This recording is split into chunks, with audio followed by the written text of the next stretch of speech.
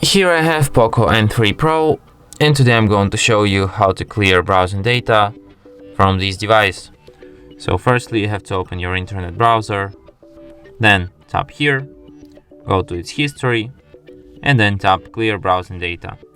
Then select the time range for which you want to delete your history. It could be last hour, last day, last week, last month, or all time.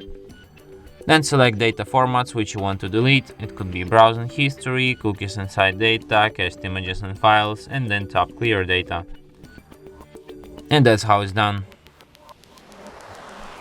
And that's it. Thanks for watching. If you find this tutorial useful, don't forget to hit that like button and subscribe to our channel.